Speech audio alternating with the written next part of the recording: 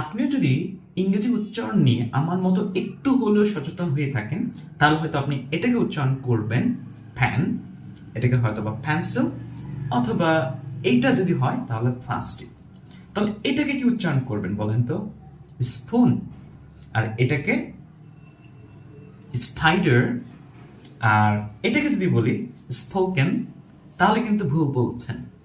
সাধারণত আমরা পি, অর্থাৎ পি যে লেটারটা আছে, এটা উচ্চারণটা অনেকটা ভয়ের মতো হয়ে থাকে।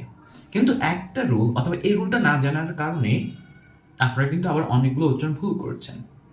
একটা জিনিস মনে রাখতে হবে, যদি ফ সাউন্ডের আগে একটা স সাউন্ড থাকে, মানে এস থাকে, তাহলে এটা কিন্তু ফি বা ফয়ের মতো উচ্চারণ হয় না। সেই ক্ষেত্রে উচ্চারণটা বেসিকলি আমরা আগে যে পি বলতাম বা প বলতাম সেটার মতো হয়ে থাকে। সেক্ষেত্রে এটাকে আমরা বেসিকলি স্পুন না বলে স্পুন বলতে হচ্ছে।